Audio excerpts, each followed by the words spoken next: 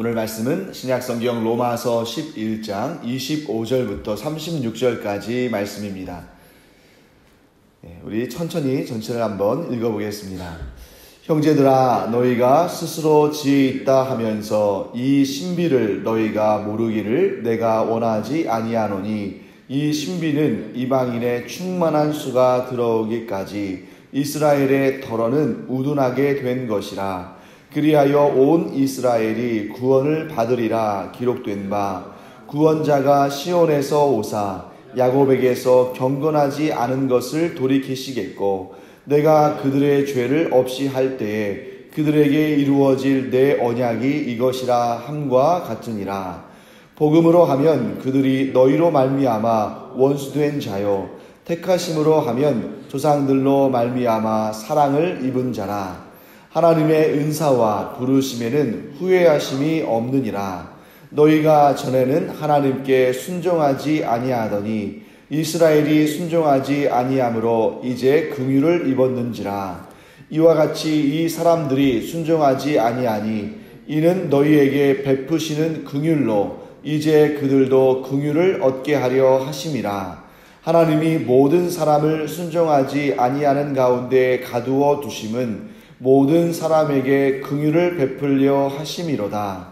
깊도다 하나님의 지혜와 지식의 풍성함이요, 그의 판단은 헤아리지 못할 것이며 그의 길은 찾지 못할 것이로다. 누가 주의 마음을 알았느냐? 누가 그의 모사가 되었느냐? 누가 주께 먼저 드려서 갚으심을 받겠느냐? 이는 만물이 주에게서 나오고 주로 말미암고 주에게로 돌아감이라. 그에게 영광이 세세에 있을지어다. 아멘. 제가 여러분들에게 특별히 그 예배와 관련해서는 성경 공부도 아니고, 예배와 관련해서는 이런 것을 준비해 오라 하고 이런 식으로 이렇게 숙제를 내드리거나 미리 여러분들에게 잘 요청하지 않습니다만, 이 새벽 기도 시간에 여러분들이 저와 함께 이 말씀을 꾸준히 공부하시는 데 있어서 좀 유익을 더 충만히 얻으시려면, 더 많은 유익을 얻으시려면, 오늘처럼 이렇게 11장 말씀이 끝났잖아요. 그러면 여러분들이 다음 시간에는 우리가 이제 어느 정도 분량을 할지는 모르지만 분명한 것은 12장을 우리가 공부하겠죠. 그러면 여러분들이 댁에 가셔서 12장을 꼼꼼하게 한 단어 한 단어 짚어가면서 읽어보실 것을 추천합니다. 왜냐하면 여러분들이 이제 이 시간에 오셔가지고 오늘도 하나님께서 목사님 통해서 하나님 말씀을 잘 가르쳐 주시겠구나 라고 생각하시면 참 좋습니다만, 그런데 이 자리에서 저와 함께 성경을 읽으실 때 그때 한 번 읽는 거 가지고는 이 성경을 꼼꼼하게 아실 수가 없을 거예요. 그래서 여러분들이 한 번도 좋고 두 번도 좋고 할 수 있다면 10번도 좋고, 이렇게 이 본문의 말씀을 단어 하나하나 새겨가면서 꼼꼼하게 읽으시면 여기에서 왜 이런 말씀을 하셨을까 하는 그런 의문도 들 수 있고, 이래서 이렇게 말씀하셨구나 하는 것을 깨달으실 수도 있을 겁니다. 그런 상태에서 저는 가급적이면 여러분들이 왜 이런 말씀을 하셨을까, 혹은 왜 이런 단어를 쓰셨을까, 이 부분은 내가 잘 이해가 안 되는데 이 부분에 의미하는 것은 무엇일까, 이런 의문점을 가지고 여러분들이 말씀을 들으면 그 말씀이 주시는 그 은혜와 깊이가 더 풍성해지고 더 깊어질 것입니다. 그래서 이걸 일종의 숙제, 숙제 아닌 숙제겠죠? 그래서 뭘 많이 하시려고 하지 마시고, 여러분들이 신학적인 서적들이나 인터넷을 찾아가시면서 그렇게 공부하시기보다는 그저 이 본문의 말씀에 집중해서 꼼꼼하게 한 단어 한 단어 여러 번 읽어보시면 가장 좋겠다 하는 말씀을 먼저 드리겠습니다.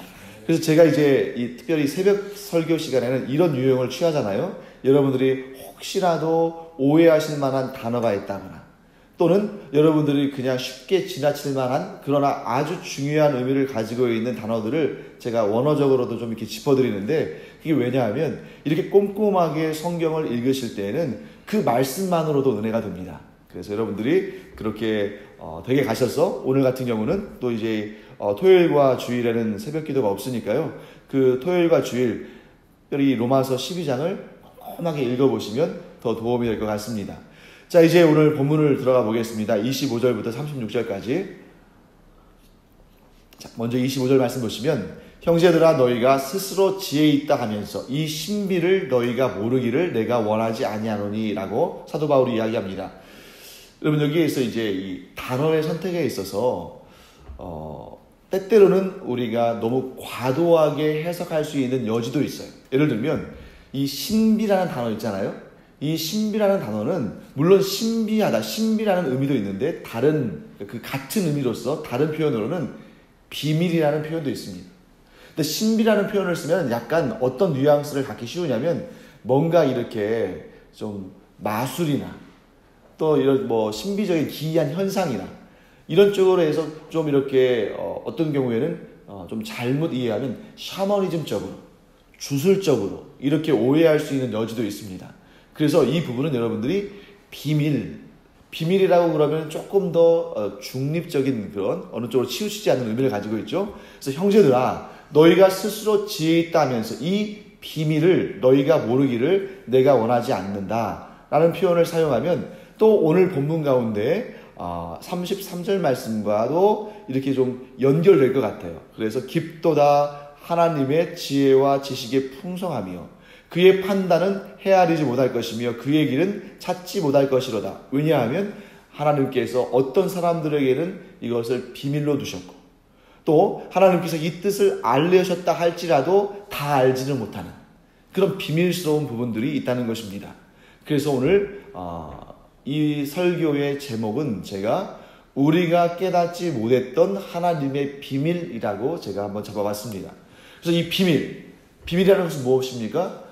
깨닫지 못하는, 우리가 그러니까 어떤 사람들은 깨닫지 못하거나 혹은 깨닫는다 할지라도 그 모든 것을 알지도 못하는 그런 부분이 있는데, 자, 그것이 뭐냐면, 그 비밀이 뭐냐면, 그 신비가 뭐냐면 이방인의 충만한 수가 들어오기까지 이스라엘의 덜어는 우둔하게 된 것이다. 이 부분도 굉장히 오해의 여지가 있기 때문에 우리가 분명히 알아둬야 됩니다. 자, 이방인의 충만한 수, 이 충만한 수는 이 숫자에 대해서 우리가 알 수 있을까요? 없을까요? 없습니다.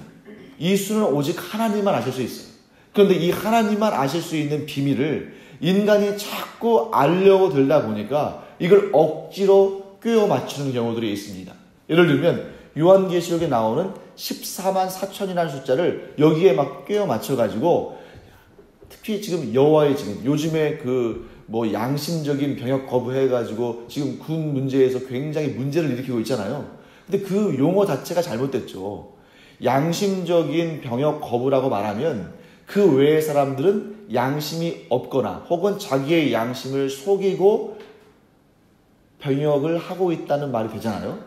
그리고 또 한 가지 이 여호와의 증인의 이 문제가 되는 게 뭐냐면, 이 부분에 있어서 많은 사람들이 병역을 원하지 않아도 국가적인 의무로 이 일을 행하고 있는데, 병역을 원하지 않는다는 게 아니라 그 병역을 그렇게 하는 것을 설령 이렇게 내키지 않는다 할지라도 국가의 안위와 법을 수호하기 위해서 그 일을 하고 있는데, 그래서 굉장히 오래도록 그 일을 이제 물밑에서 진행해 왔습니다. 그래서 결국에는 이제 사법적인 그러한 어떤 자기들에게 이로운 그러한 판결을 받게 되었습니다만, 이렇게 되면 여러분 나중에는 어떻게 될 수 있냐면, 사실 그것은 종교적인 이유에서 병역을 거부한다라고 말하는 것이 옳거든요.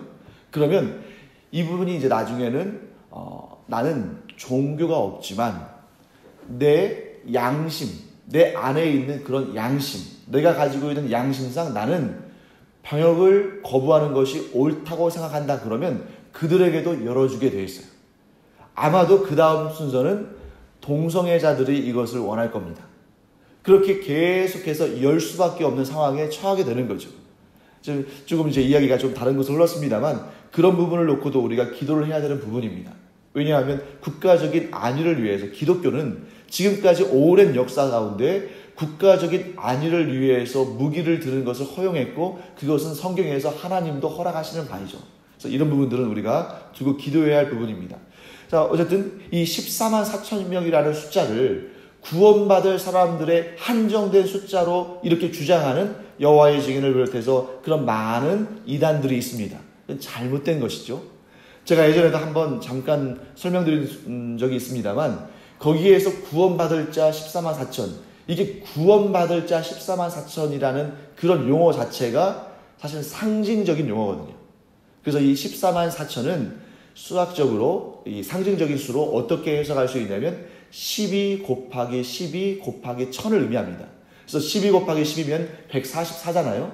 거기에 1000을 곱하면 14만 4천이 되는데, 이것은 보통 이제 우리 이 개혁주의 신학 내에서는 어떻게 해석하냐면 구약의 12지파와 신약의 12사도로 대변되는 그러한 대표성을 가지고 있죠.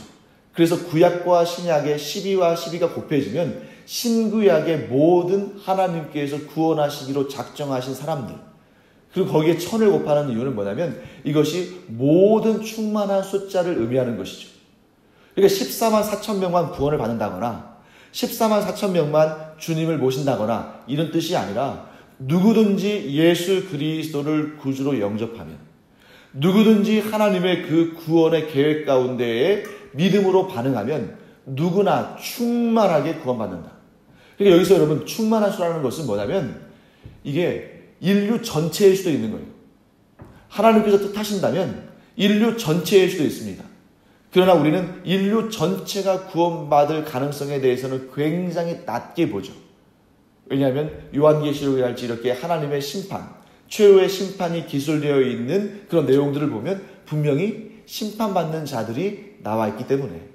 하지만 이 숫자는 우리가 생각한 것보다 훨씬 많을 수 있습니다. 중요한 것은 14만 4천으로 우리가 그렇게 숫자를 정확하게 지목하여서 단정할 만한 그런 것은 아니다 하는 것이죠. 그래서 여기가 이 충만한 수라고 번역되어 있는 이 부분은 헬라어로 플레로마라는 단어입니다. 이것은 충만하다, 충분하다 이런 뜻도 있지만 또 다른 의미로 어떤 뜻이 있냐면 채워지다라는 뜻이 있어요.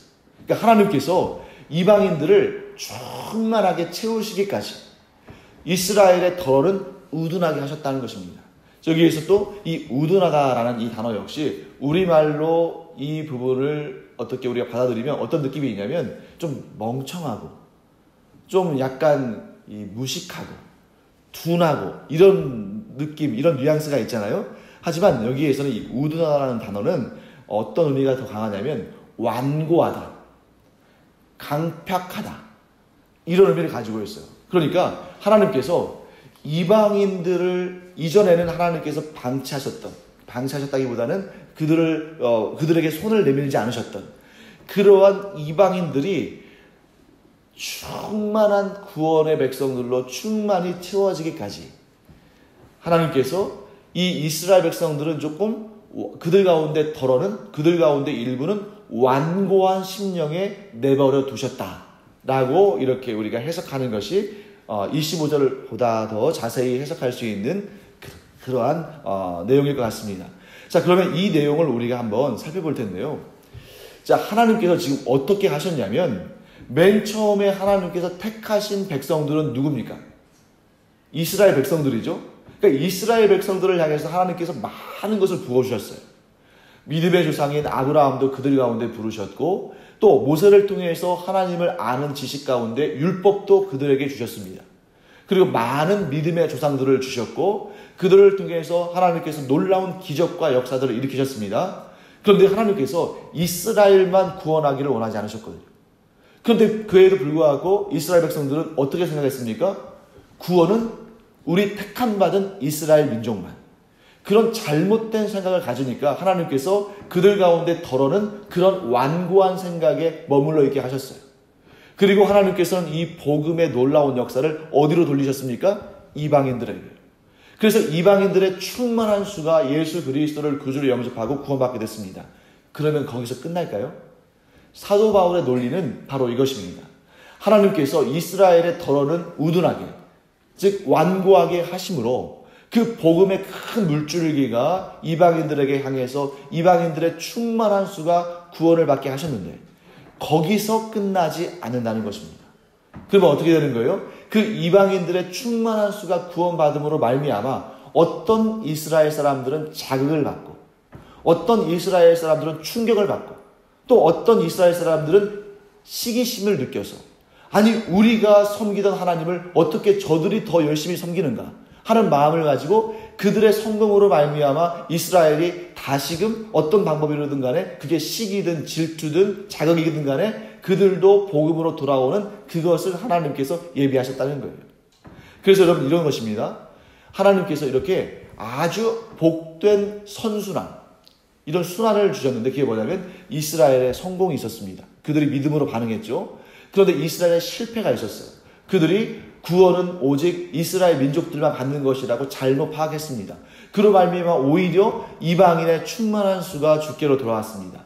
그런데 여기서 끝나지 아니하고 이방인들의 성공이 도리어 이 이스라엘 사람들을 자극함으로 말미암아 그들도 충만한 수가 주께로 돌아오게 하시는 이런 아름답고 복된 순환이, 그리고 그들의 실패마저도 이스라엘의 실패마저도 이방의 성공으로 하나님께서 사용하셨는데 사도 바울이 이전에 이렇게 말하잖아요. 그들의 성공이요 어떻게 되냐.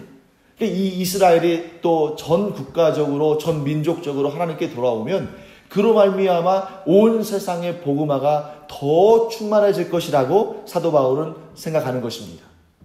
여러분 이러한 역사가 이스라엘에만 있는 것이 아니라 우리에게도 있는 거예요. 자, 잘 생각해 보세요, 여러분. 남과 북이 조선시대 후반기에 복음의 역사를 경험했습니다. 선교사들이 들어오고 복음이 들어온 거예요. 그때 남한과 북한 가운데 어느 쪽이 더 복음화율이 높았을까요? 북한입니다. 그래서 19세기 말엽에 19세기 말과 19세기 초에 놀라운 대부흥운동이 우리나라에서 일어났는데 그 출발지는 원산이었어요. 원산의 그 하디라는 선교사가 자기의 죄를 자복하고 회개하면서부터 이 원산에서 놀라운 복음의 불길이 일어났습니다. 그리고 나서 1907년도에 평양에 대부흥운동이 일어나요. 그러면서 이 평양을 비롯해서 그 평안도와 황해도와 이런 북한 지역에 놀라운 복음의 대부흥의 역사가 일어나고 그것이 점차 남아하는 것입니다. 자, 또 한 가지.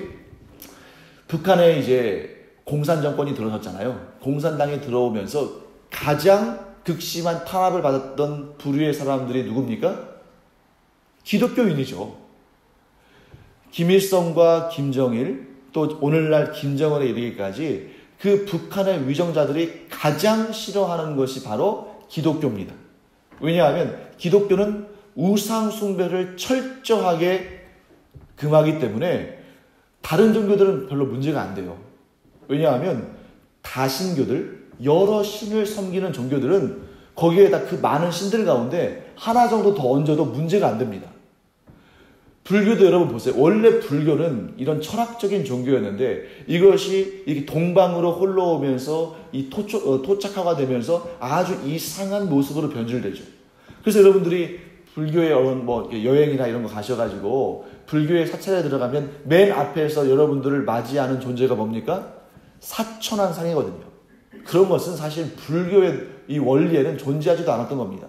그리고 또 본존불상에 있는 그런 대웅각 양쪽에 삼청각 이런 게 있어요. 그래서 거기에를 보면은 뭐 신선도 그려 있고 삼신할머니도 그려 있고 이렇게 막 주먹만한 조그만한 우상들이 잔뜩 있습니다. 불교는 그러한 이런 잡신들을 원래 불교의 원류는 그런 것들을 섬기지 않았어요. 그런데 이제 이게 동쪽으로 넘어오면서 또 이 지역의 샤머니즘, 그런 뭐 토테미즘 이런 신앙들과 결합되면서 막 그래서 산신령 옆에 막 큰 호랑이도 있고 막 그러잖아요. 이게 전부 이러한 그 샤머니즘과 토테미즘과 이런 종교들과 혼합됐거든요. 그러니까 불교만 하더라도 이런 북한의 김일성 그 부자의 그런 어떻게 보면은 우상화 이런데 그렇게 막 많이 뭐 반발하거나 그러지 않아요. 근데 기독교는 거기에다가 생명을 걸고 반발하고 그것을 지적하고 못하게 하니까 어떻게 했습니까? 교회를 무너뜨리고 또 성도들을 잡아 죽이고 그렇게 됐단 말이죠. 그래서 여러분과 제가 지금 신앙생활하고 있는 우리 신제주 강영교회는 우리가 속한 노예가 황해노예입니다. 왜 황해노예겠어요? 황해도에서 열심히 신앙생활 하던 사람들이 이제 북한의 김일성 그 부자가 그 공산당이 막 생명을 죽이고 말살하려고 하고 교회를 막 탄압하고 그러니까 살기는 살아야잖아요. 이 교회를 유지해야 되니까. 그래서 그 전쟁통에 남쪽으로 내려온 것입니다. 그런데 이 남쪽에 내려와 가지고 어떤 마음을 품었겠어요? 하나님께서 곧 북한을 수복시켜 주실 텐데, 그때 우리가 가서 다시 무너졌던 교회, 또 그렇게 흩어졌던 성도들을 모아서 다시 교회를 재건해야겠다.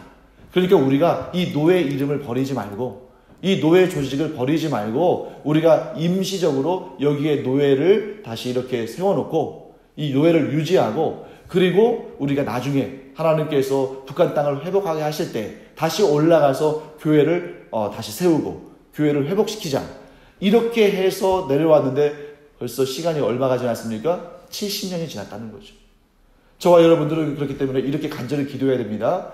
우리의 믿음의 조상들이 북한 땅에서 신앙의 핍박을 받다가 이렇게 내려왔는데, 이 70년, 어떻게 보면 여러분, 이스라엘 백성들도 70년의 노예 생활, 방랑 생활 하다가 하나님께서 회복시켜 주셔서 포로에서 귀환해서 다시 예루살렘에 가서 성전을 다시 세우지 않았습니까?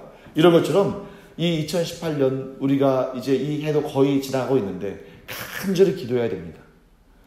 뭐 통일에 대해서 또 남북 화해에 대해서 여러 가지 말들이 있지만, 그것은 이제 정치적인 색깔에 따라서 또 뭐 진보와 보수에 따라서 각자 저마다의 그림이 있고 계획이 있겠습니다만, 우리 기독교인들은 단 한 가지 생각으로 뭉쳐야 됩니다. 그것이 무엇입니까? 북한 땅에 무너진 교회들을 우리가 다시 회복할 그날을 하나님께서 속히 허락하여 주시기를.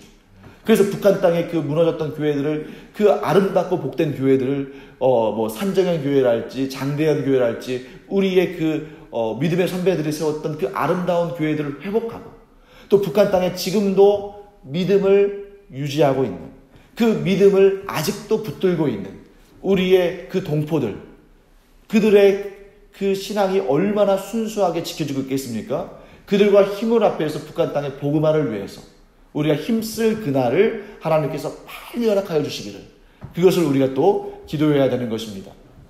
자, 이처럼 하나님께서 북한 땅에 복음의 충만함을 주셨는데 지금 그 공산 정권으로 말미암아 잠깐 닫아놓으신 거죠. 하지만 우리는 이 본문의 말씀을 이제 읽고 또 배우고 깨달았기 때문에 절망해서는 안 됩니다. 지금은 하나님께서 잠시 북한 땅에 그 복음의 역사를 닫아놓으신 것처럼 보이지만, 하지만 여전히 북한 땅에 복음의 역사가 있고 더 순수한 믿음을 지키는 성도들이 존재하고, 그리고 북한 땅의 그 공산화로 말미암아 오히려 남한의 복음화가 충만 이루어진 것이죠.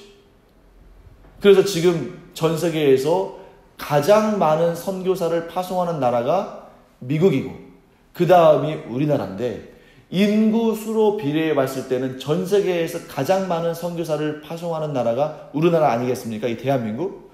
그러니까 여러분, 얼마나 하나님께서 복음의 크신 역사를 주신 거예요. 지도를 놓고 보십시오.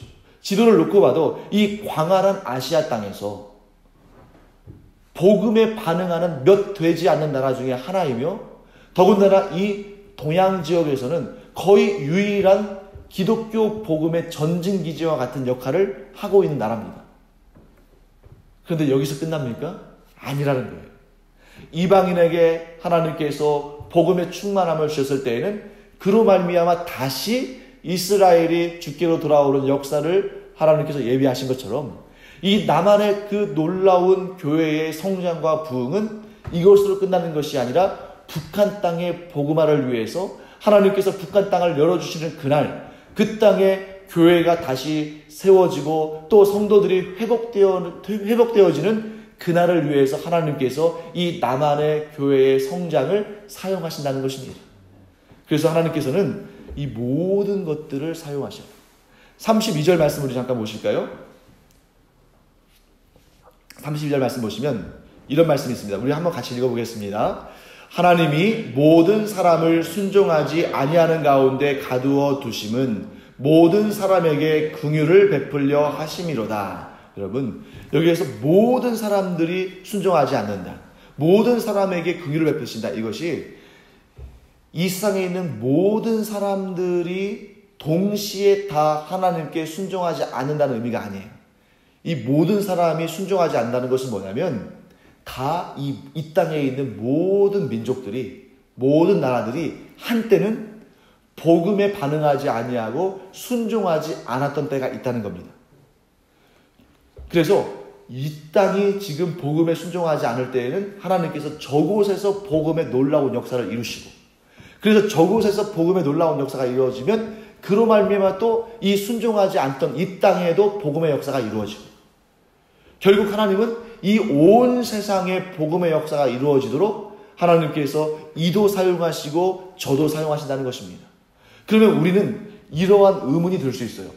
하나님, 가급적이면 동시에 이 모든 인류가 동시에 하나님을 향하도록, 예수 그리스도의 복음을 영접하도록 이렇게 하시면 될 텐데 왜 어떨 때는 여기는 닫아두시고 여기를 여시고 또 여기는 닫아두시고 저기는 여시고 이렇게 하실까? 하나님께서 동시에 모든 열방의 모든 민족을 구원에 이르도록 하실 능력이 없으셔서 그렇게 하신 것이 아니에요. 하나님의 능력은 무한하시지만 문제는 그 능력을 담는 그릇이 아직 충분치 않으신 것입니다. 지난 시간에 제가 여러분들에게 말씀드렸던 거 기억하십니까? 하나님은 이 지상의 가장 최대의 사역인, 우리가 생각할 수 있는, 우리의 생각이 미치지 못할 가장 최대의 사역은 뭐냐면 이 땅의 복음화이고 이 인류의 구원이죠. 그런데 이 땅의 복음화와 이 세상의 구원을 위해서 하나님은 기적이나 천사를 사용하시기보다 하나님께서 가장 존귀히 여기시는 우리 사람을 통해서 이 구원의 역사가 전파되고 복음이 전파되고 구원의 역사가 이루어지기를 하나님은 원하십니다. 그런데 아직 사람들이 연약하기 때문에, 아직 그 하나님의 능력을 다 담기에는 부족하기 때문에 이렇게 하나님께서 그때를 기다리시고, 그럼에도 불구하고 이쪽은 아직 반응하지 않아도 저쪽을 사용하시고, 이렇게 하나님께서 이렇게 저렇게, 그러나 결국에는 모든 인류에게 복음이 전파되도록 역사하신다는 거예요. 즉 하나님의 능력이 부족해서가 아니라 인간, 즉 하나님의 구원의 그 일을 이루도록 하나님께서 예비하시고 준비하신 그릇들이 아직은 하나님의 능력을 다 담아내기에는 부족하기 때문입니다. 예를 하나만 드리고 이 말씀을 마치겠습니다. 여러분, 사도 바울이 소아시아 지역, 이 아시아 지역에서 열심히 전도를 했습니다. 그리고 잠깐 쉬는 시간을 갖고 지금 잠깐 멈추어 있습니다. 그 마음속에는 어떠한 열정이 지금 막 불일 듯 일어나냐면, 그래, 아시아에서 내가 조금 더 복음을 열심히 전해야겠다. 내가 아시아에서 복음을 전할 때 이렇게 많은 이들이 하나님께로 그 마음이 불일 듯 일어나고 복음을 영접하기 시작했는데 조금 더 열심히 하면 이 복음의 열매가 더 풍성히 열리겠다 해가지고 아시아에서 복음 전하는 그 일을 더 하고 싶었어요. 그 일을 놓고 기도하는데 하나님께서 자꾸 그 일을 막으시는 것입니다. 성령께서 아시아로 가는 그 길을 막으셨어요. 그러더니 꿈속에서 마게도냐인, 이 마게도냐는 그리스를 말하는 것이고 유럽의 입구죠. 그 마게도냐인이 나타나서 와서 우리를 좀 도와달라 하는 그런 환상을 봅니다. 그리고 나서 사도 바울이 어디를 향합니까? 그리스를 향하죠. 그러니까 우리 생각에는 하나님께서 이 양쪽을 다, 아시아도 유럽도 양쪽을 다 이렇게 복음화시키시고 그 구원의 역사를 이루시면 좋겠는데 왜 그렇게 하셨을까? 여러분, 하나님의 능력이 부족해서가 아니라, 하나님께서 능력이 충만하시지 않으시기 때문이 아니라, 하나님께서 그 놀랍고 영광스러운 일에 사람을 들어 사용하시기를 원하시는데 그 사람이 아직은 미약하기 때문이에요. 그 사람의 능력이 아직은 연약하기 때문입니다. 그러니까 하나님은 사람을 들어 사용하시는 그 계획을 이루심에 있어서 무리하지 않으십니다. 그때그때 그 믿음의 분량만큼. 그러니까 지금은 여러분, 이 시대는 사도 바울의 시대보다 복음을 증거하기에 더 좋은 여건입니까? 오히려 좋지 않은 여건입니까? 좋은 여건이죠. 왜냐하면 전 세계 그 당시만 하더라도 사도 바울을 비롯해서 몇몇 사도들이 정말 순교의 각오를 하고 복음을 전했습니다만, 그럼 오늘날에는 수억 명의 사람들이 예수 그리스도를 구주로 영접하고 구원받지 않았습니까? 그러니까 우리가 우리 주변의 이웃들만 전도해도 복음의 놀라운 역사가 일어나는 것입니다. 또 우리 이 남한이 북한을 책임진다면, 또 우리 이 동양의 이 한가운데 우리나라를 두셨고 이 나라만 복음에 반응하게 하셨으니까 우리가 그것을 가지고 이스라엘 사람처럼 영적인 자만에 빠지는 것이 아니라 그래 하나님께서 우리 민족, 이 나라를 복음의 민족으로 복음의 나라로 두신 것은 세계 최대의 나라인 가장 많은 인구를 두고 있는 이 중국도 또 많은 우상을 섬기고 있는 이 일본도 우리나라, 이 민족을 통해서 구원받도록 이끌어 가시기를 원하시는구나. 그래서 이것을 마음에 두고 여러분 여기에 이 평수가 얼마나 되겠습니까? 이 좁은 방이지만 이곳에서 우리가 중국도 품에 품고 일본도 품에 품고 또 북한도 품에 품고 나아가 온 열방을 품에 품고 사역한다면 이곳이야말로 세계 선교의 전초기지가 되지 않겠습니까? 그래서 하나님께서는 하나님의 능력은 이미 온 열방을 다 품고도 남으시지만 그 일을 우리가 하나님께서 가장 존귀히 여기시는 우리가 그 일을 하기를 원하시고 그리고 억지로 하지 않으신다는 거예요. 그래서 제가 늘 우리 김지성 목사님하고 저도 늘 하는 얘기가 뭐냐면 우리가 이 복음을 전도할 때도 또 우리 목요일에도 나오시는 분들에게도 좀 말씀드리죠. 이 복음을 전도함에 있어서 억지로 막 우리의 힘과 막 이런 것이 다 막 지쳐가지고 더 이상 난 이제 더 이상 못하겠다 이 정도가 아니라 우리가 할 수 있는 내에서 최선을 다해서 전도하면 된다. 그리고 우리가 이 전도하는 것이 오늘만 하고 끝나는 것이 아니라 계속적으로 꾸준히 해야 되는 부분이기 때문에 우리가 우리의 능력 안에서 최선을 다해서 하면 된다. 바로 그게 하나님의 방식입니다. 하나님께서 복음을 전파하시기 위할 그릇들을 예비하셨는데 그 그릇들의 분량에 따라서 하나님께서 무리하지 않으시고 그들이 낙담치 않도록 그 안에서 그 능력 안에서 이렇게 이루어 나가신다는 거죠. 그래서 여러분 오늘 말씀의 33절 이후에 보시면 깊도다 하나님의 지혜와 지식의 풍성함이요 그의 판단은 헤아리지 못할 것이며 그의 길은 찾지 못할 것이로다. 여러분 우리가 복음을 전할 때 저 사람은 도무지 복음에 반응할 것 같지 않다 라고 생각하는 사람이라 할지라도 하나님의 지혜와 지식은 풍성하시기 때문에 그를 들어서 복음의 그 길로 나오게 얼마든지 하신다는 거죠. 이스라엘을 잠깐 가둬두시고 이방인들에게 복음을 충만히 전하신 하나님께서 이제는 그 이방인을 통해서 이스라엘도 복음을 영접하게 하시는 이 놀라운 비밀이 하나님의 계획이라는 것입니다. 그래서 인간적인 눈으로 볼 때는 불가능한 그 자리에서 또 인간적인 눈으로 볼 때는 설마 그런 방식을 쓰실까 하는 그런 마음이 들 수 있지만 하나님께서는 이 모든 것들을 들어 사용하심으로 하나님의 역사를 이루신다. 그것이 하나님의 비밀이며 경륜이다 하는 것을 여러분들과 제가 깨닫고 불가능이 없으신 모두를 구원하시는 하나님의 은혜를 그 능력을 이 시간 붙잡고 기도할 때에 우리의 기도를 통해서 하나님 나라가 크게 확장될 줄 믿습니다. 기도하겠습니다.